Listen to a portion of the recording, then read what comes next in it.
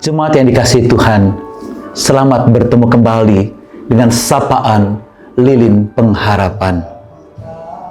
Saya ingin mengajak Anda membaca dari kitab Yesaya pasal 40, ayat 27 sampai ayat 29. Mari kita berdoa. Tuhan, kami ingin membaca firman-Mu. Biarlah Tuhan boleh menolong kami, firman yang boleh menguatkan kami, menghibur kami, dan menolong kami menghadapi tantangan kehidupan, terutama ketika kami menghadapi COVID-19 ini. Tuhan, terima kasih. Kami ingin membaca dan merenungkan firman-Mu. Amin. Yesaya 40, ayat 27 sampai 29. Mengapa engkau berkata demikian, hai Yakub?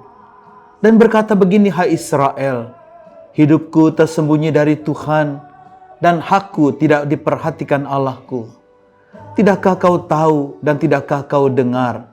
Tuhan ialah Allah kekal, yang menciptakan bumi dari ujung ke ujung. Ia tidak menjadi lelah dan tidak menjadi lesu. Tidak terduga pengertiannya. Ia memberi kekuatan kepada yang lelah. Ia menambah semangat kepada yang tiada berdaya. Kita mungkin bertanya-tanya, di manakah Allah ketika penderitaan melanda kehidupan kita? Yesaya pasal 40 ayat 27 sampai 31, bangsa Israel mengeluh seakan-akan Tuhan tidak hadir dan tidak berbuat apa-apa kepada mereka. Hidupku tersembunyi dari Tuhan dan hakku tidak diperhatikan Allahku. Apa betul Tuhan tidak hadir memperhatikan mereka? Mereka dalam pembuangan di Babel. Mereka berputus asa. Pengharapan mereka akan keselamatan nyaris mustahil. Mereka malah lari ke Mesir dan Asyur. Kenapa mereka berkesimpulan yang keliru? Karena mereka tidak memahami siapa manusia, siapa Tuhan. Tuhan adalah pencipta langit dan bumi, yang mengatur kehidupan yang ada di dunia ini. Manusia hanya seperti belalang yang tak berarti. Tuhan yang dapat menurunkan yang berkuasa di dunia ini. Seperti jerami tak berarti, ringan dan melayang lenyap.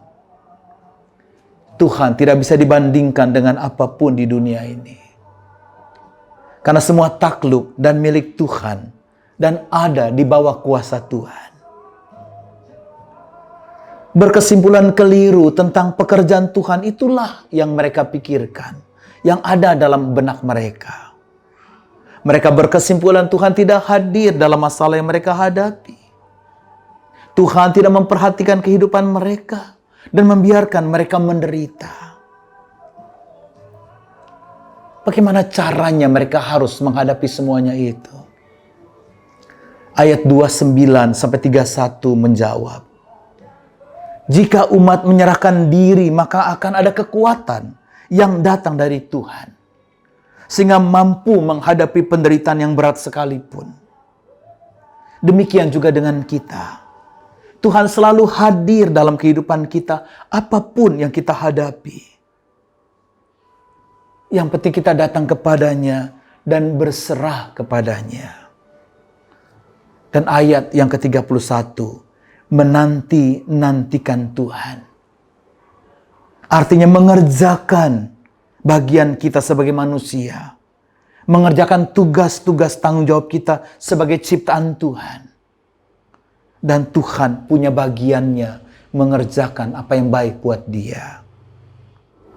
Hidup beriman kepada Tuhan tidak lepas dari penderitaan dan kesulitan. Tapi jika kita datang kepadanya, berserah kepadanya, mengerjakan bagian dan tanggung jawab kita sebaik-baiknya, Tuhan akan memberikan kebaikan buat kita untuk menghadapi penderitaan dan kesulitan. Hari ini, Tuhan juga hadir bersama dengan kita. Dia tidak meninggalkan kita. Dia melihat apa yang kita alami, apa yang terjadi pada kita. Yang penting, mari kita berserah kepadanya. Kita yakin Allah kita Allah yang besar, dapat mengatasi segala masalah dan persoalan yang kita hadapi. Dan kita menantikan pertolongan Tuhan dengan mengerjakan bagian kita.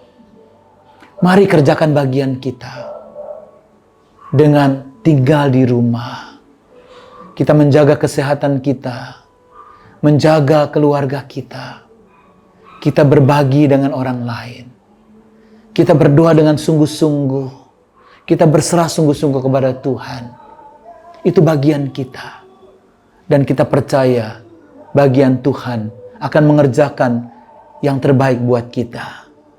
Kita terus berserah kepada Tuhan. Dia akan memberikan kekuatan kepada kita melewati semuanya ini. Mari kita berdoa. Tuhan, berikan kekuatan kepada kami. Apapun yang menimpa kami ingin berserah kepada Tuhan. Kami ingin terus mengerjakan bagian kami dengan sebaik-baiknya. Melakukan tugas kami dengan sebaik-baiknya. Berkati bangsa kami. Biar bisa melewati badai ini dengan kasih dan pertolongan Tuhan. Berkati para medis, para yang berjuang di garda depan ini. Berikan kekuatan, perlindungan buat mereka.